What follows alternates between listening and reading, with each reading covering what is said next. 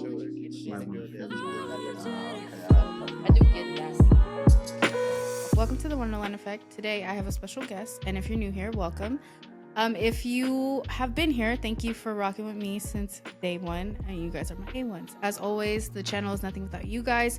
So please remember to subscribe, like, comment, share, all that good stuff.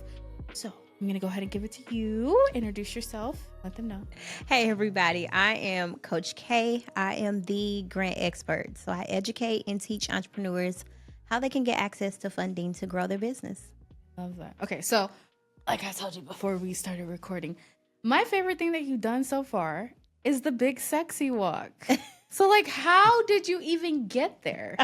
Like, I want to talk about this because I seen it and I was like, okay, go ahead, get it, girl.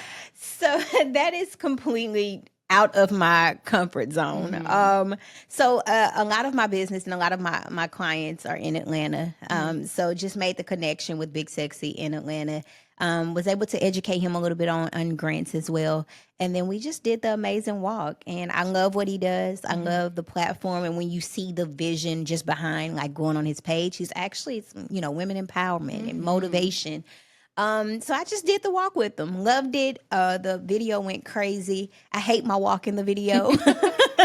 That's not how I walk, I promise. I don't know if it was the heels or what it was, but yeah, it's just supporting another brand. I love that. So when you talk about getting out of your comfort zone, I know a lot of this has probably been like your whole journey has been about getting out of your comfort zone because you go from managing your business and expanding your business, privately to publicly. So how's that been for you, the transition? So I just have boundaries that I stick to, right? So when it comes to the brand, when it comes to building the brand, and it comes to the business, I'm an open book. But there are just certain things about my journey and about my life that I just like to keep to me. One day I'll share that journey because I know there's somebody out there who probably needs to hear my story. I'm just not in a space where I want to share it yet. And I don't like to trauma bond, if that makes sense. So I don't want to connect with you because of the hardship or the things that I've been through. I want to connect with you because of the information I can teach you and because of the impact that I can make in your life. I love that because you stick to the educational, which it'll make for a great book later on. Absolutely. But I think when you get into the sphere, it's kind of hard to navigate, how to keep it personal, but also shed a little bit of personality in it without it getting too much. So I think like I have two Instagrams, one for my podcast and one for the business. So it hasn't necessarily been the funnest transition into life because I used to post like everything about my life, like chronologically, just be like, this is what I'm doing every day. Now we went from that to strictly, let's keep it a little more toned down. Let's show a little bit of personality, but keep the business intact because this is hard to sell. Like, I'm on a podcast. What am I selling? I'm selling personality at this point. But what do you find is one of the biggest mistakes that business owners make when it comes to grants and funding and that sphere? Yeah, so there are a lot of mistakes that they make, but the biggest mistake is just not having the foundation of your business in order. It starts with you believing in your own vision and your own brand first. So before we can go out and we can ask these companies and organizations to give us 10, 50, or $100,000 or even $1 million in funding, we have to make sure we have the initial things in place. This means having your LLC or your legal registered entity in order, making sure that you have a business plan. You need to have your vision on paper. Making sure you have a professional business address, a professional business email address. So these foundational pieces are key components that entrepreneurs are missing, and they're preventing them from getting access to funding. I agree, because until I met you in November, or actually not even physically met you, but sat in one of the conferences that you had, I had no idea that I could do all the things with my LLC that I have. Yeah. And I've been trying out different things. So I think a lot of people just feed off of the ignorance of it and they're scared to ask for help. And a lot of resources that you provide are sometimes free. Like sometimes of them, they're just literally a click of the button and you fill in a couple information. But what would you say would be the greatest step to take, like your first step to take as a business owner? First step to take is putting your vision down on paper. Okay. So you're 40% more likely to accomplish your goals just by writing it down. So putting your vision down on paper, knowing what you want and being committed to that goal is going to be one of the key components to help you reach that goal. So putting your vision down on paper, creating you a business plan. And most people are like, I don't have time. Mhm. or, I don't know what to do or where to start, ChatGPT can help you. AI can help you with your business plan. There's also a small business development center in most areas, and they will assign you with a mentor that can help you create your business plan as well. So just by seeing the vision, putting it down on paper is going to be like the key starting point to help you on your journey.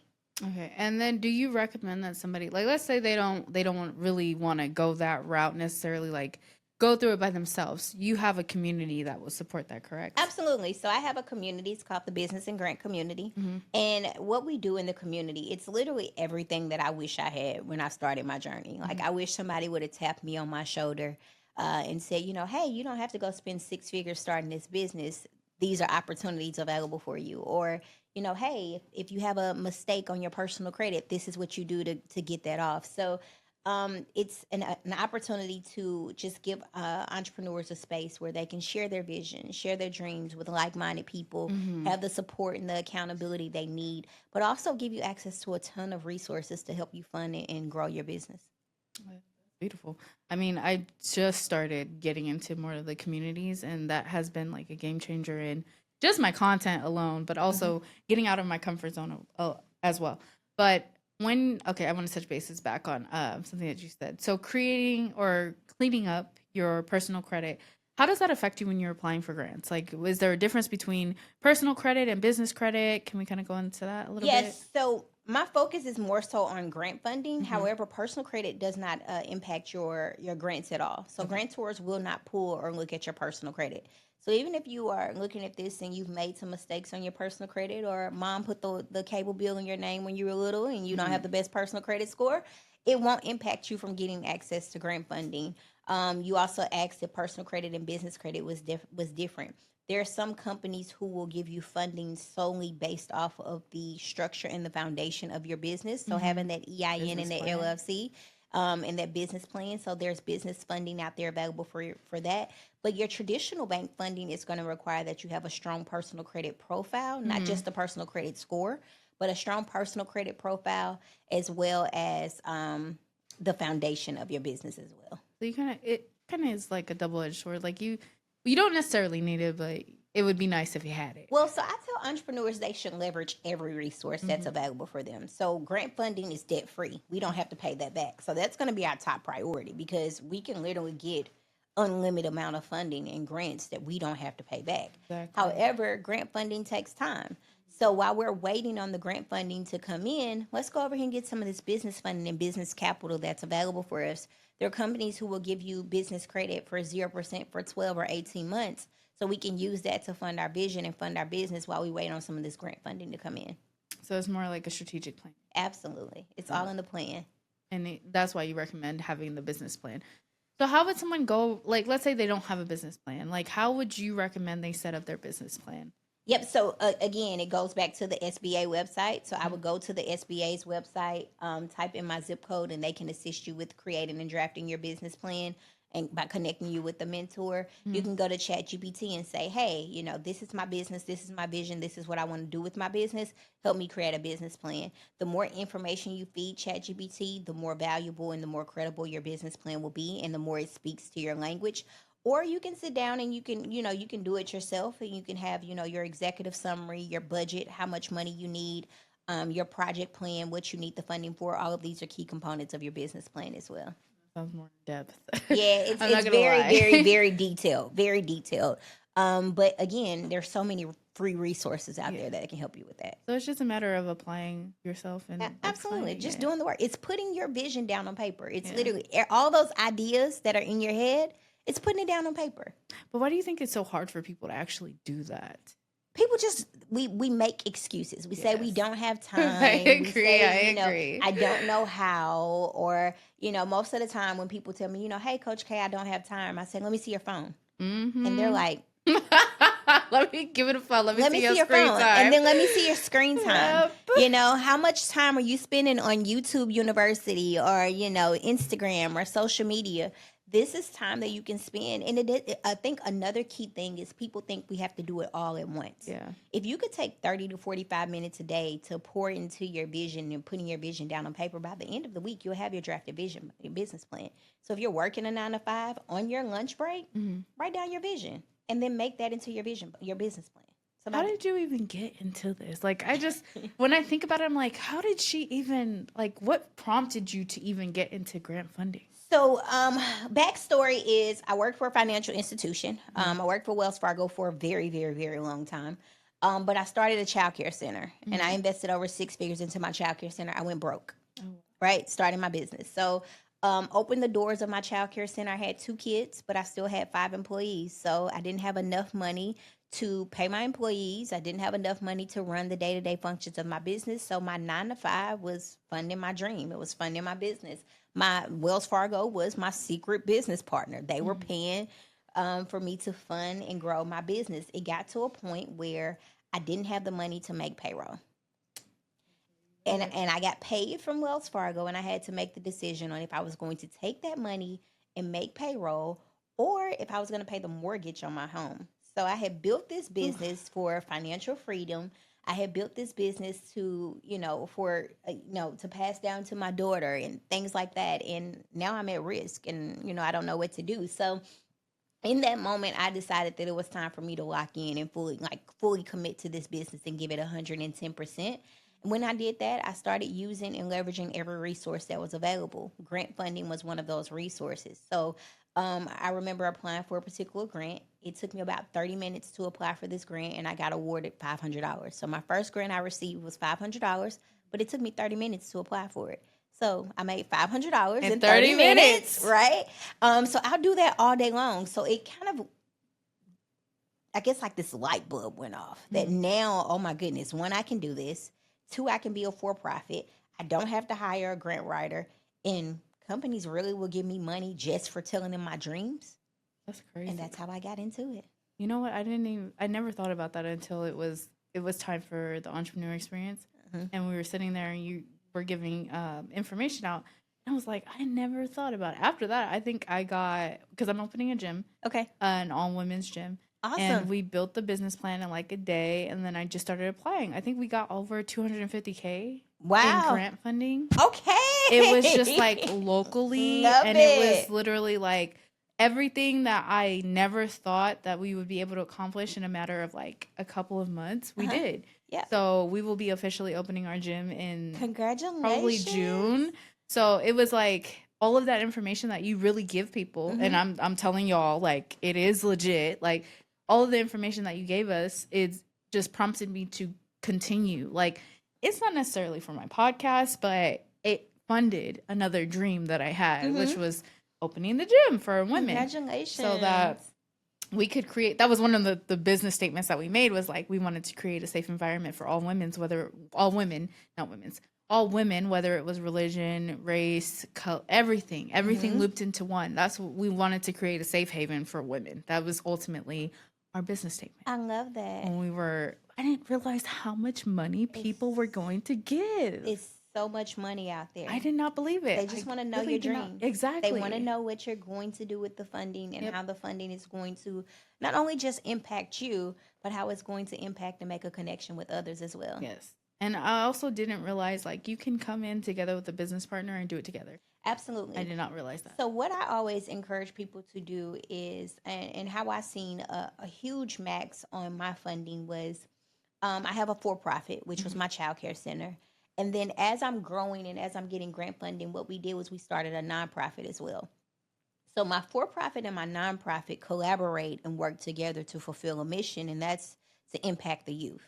And to bridge the gap. But when it comes to grant funding, now I'm able to tell them that, hey, I'm collaborating with this nonprofit to fulfill a mission. Or I'm able to tell this grant that wants to fund a nonprofit, hey, I'm collaborating with this for-profit to fulfill my mission as well.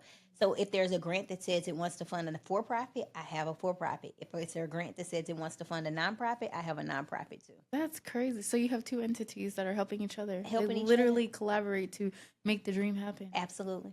Like, oh, that's just great. Like, just to hear you give more knowledge, it's like, okay, this is golden. Like, I just want y'all to know this is golden. This y'all is what I teach. This is why I teach this. This is why I educate, because there's millions that go unclaimed every year. Yeah. And it's just because we don't know what's available for us. And a lot of it is ignorance is bliss. I get it. Like, when you first, I'm guilty. When you first start your business, you're like, oh, I'm just going to pay for this and pay for that.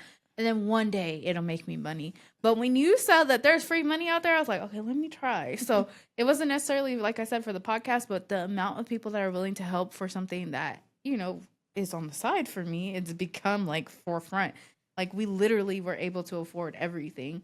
And hopefully when we open business, like we can take it a step further. Cause I didn't know, what is the difference between nonprofit and for profit? Biggest difference is what you're going to do with that bottom line at the end of the year. So most people think when you hear nonprofit, you can't make money. They think not for profit. That's what I would You think. can be a nonprofit and still have a fee for service. You still can get revenue. You still can have a salary that you pay. You still can have employees that you give money to. The biggest difference is at the end of the year, if there's $100,000 left over with a for-profit company, you can take that $100,000 and do whatever it is that you want to do with it. Yep. With that nonprofit, you have to reinvest that back into the business. With the nonprofit, you also have board members who have to assist you with making decisions as well. So most people don't like that piece because it's not just you. It's board members who have to help you. But the biggest difference is what you do with the money, that bottom line, and how you're reinvesting it back into the business.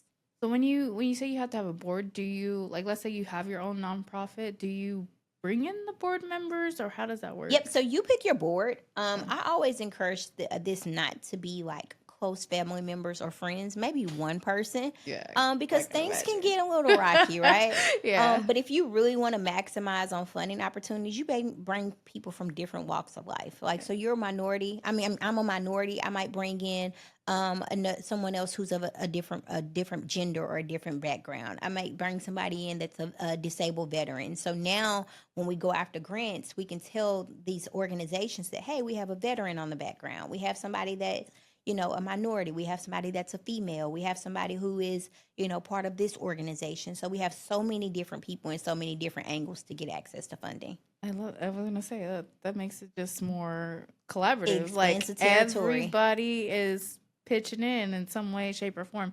Because I think when you hear like you need a board, you're like, okay, these all have to be business owners that do this, and that. You just need to share your vision. And you are absolutely right. I would never pick anybody that I'm emotionally involved with, because business and pleasure sometimes just not always the best. No, not always. And then I'm learning, like right now I'm taking my podcast on tour, so it's like I'm learning a lot about having to do things on my own, including business relationships. And these are things out of my comfort zone necessarily. It's like I'm used to having, my support group with me in my pocket. And I'm like, okay, so they're not coming this time. What am I going to do? Yeah.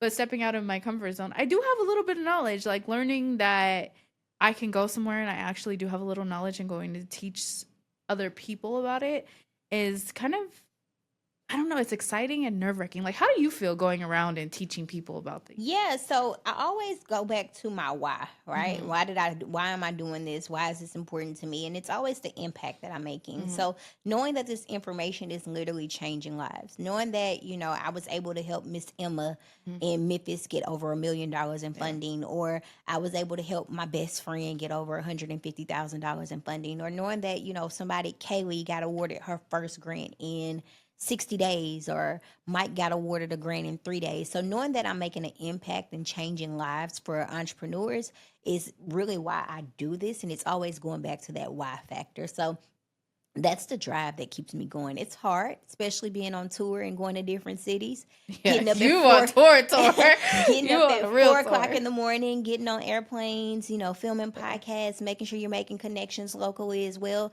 I'm not just popping up in a city and saying, hey, I'm on tour. I'm making sure I connect with people, influencers, and people in the community that can help me grow the brand and make an impact in the event I'm doing as well. And I think that's another key component.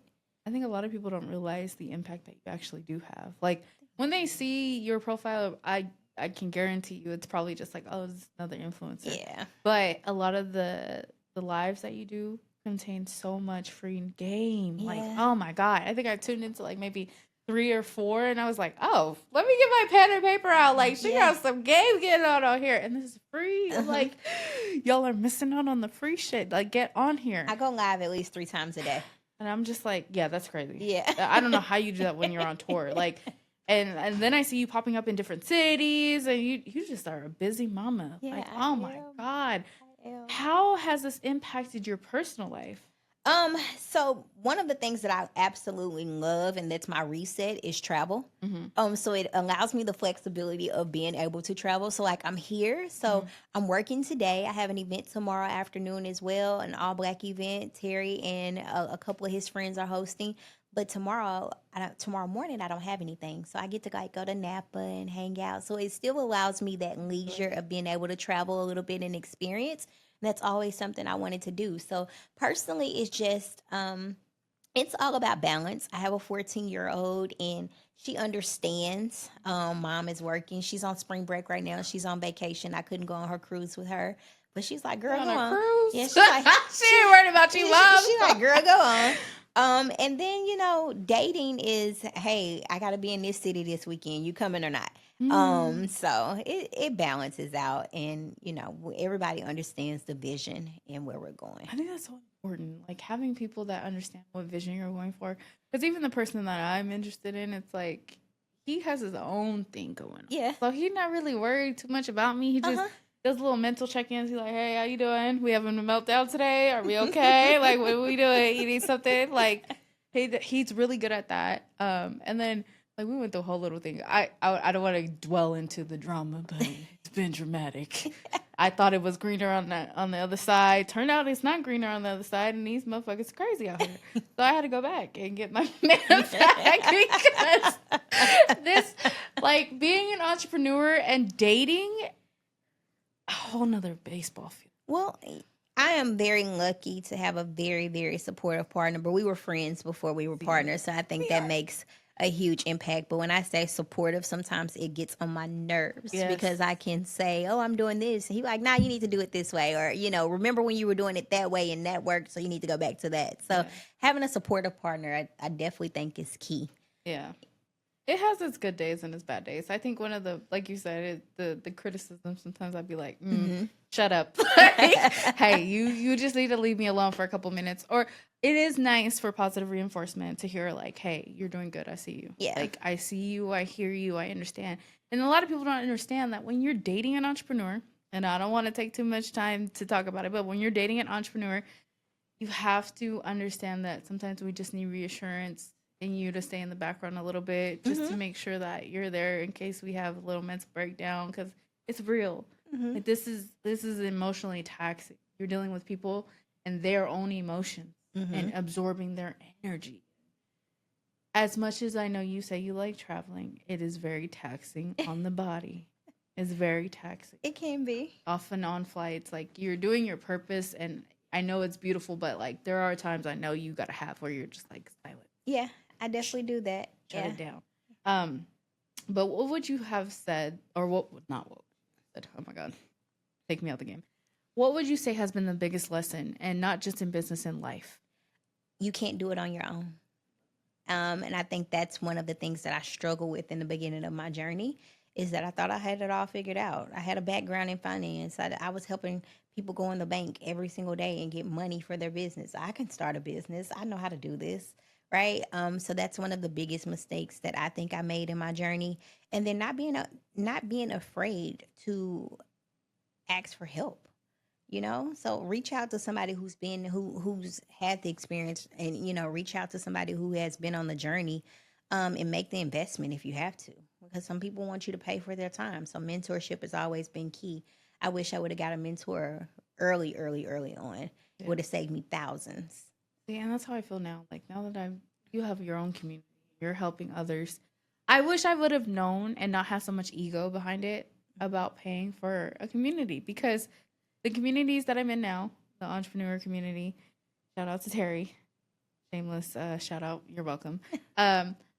They have been so supportive in my growth. It's like, sometimes I doubt what I'm doing. And when I post it and I'm like, "Hey, like, can I do this?" They like, "Go ahead, do it. Like, show out." And I'm like, that encouragement it's just different. It hits different than, I love my family, but it hits a little bit different than just family support. It's like these people understand what I'm going through. They understand how I'm moving. They understand why I'm moving, because they have their own businesses. They have their own struggles. So when someone is alongside of you and they're struggling with you, it makes it a lot more enjoyable. I agree. So sorry to I say agree. it like that. No, I completely agree. And I think that's why I started this, so people could have, because sometimes there are people who don't have that support. You know, I have a wife in the community, and she's like, my husband just don't, he just doesn't get it. So just being that support system and that accountability, I think that's what's key, because I encourage entrepreneurs to apply for one grant every single day. And when you say that, it's like, ooh, that's a lot. Well, in the community, I give you the grant to apply for. All you have to do is click on the button. So it's that accountability piece. And then I'm coming back later on in a couple of hours, like, yo, did you apply for your grant today? Just the whole accountability, yes. But I think sometimes that's just what we need, and that's what we give inside the community as well. Agreed. Definitely is agreed, because it just, some of the stuff I would never have tried, never have done, never meeting you at the entrepreneur experience, like it, I would have never in 1,000 years been like, okay, let me go apply for this grant. Congratulations. I never to thought you. That's it so would. dope. I love it. Like, I can't, there's so much knowledge that you share on your own platform.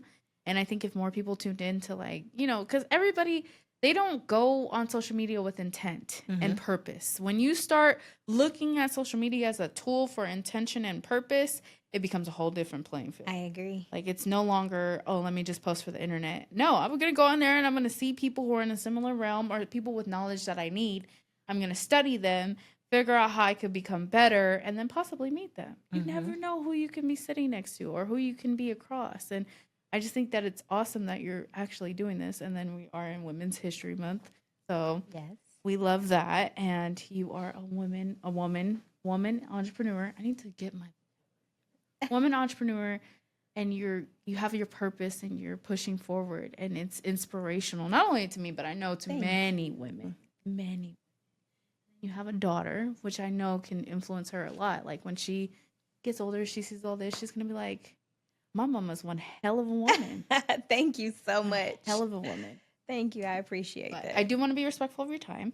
Are there any last words or any last piece of advice that you would like to share with the audience? Yeah, absolutely. So I always like to end with telling entrepreneurs my real strategy on how to go out and get access to funding. So when you are sourcing grants and you're applying for grants, I always tell entrepreneurs to simply keep it real.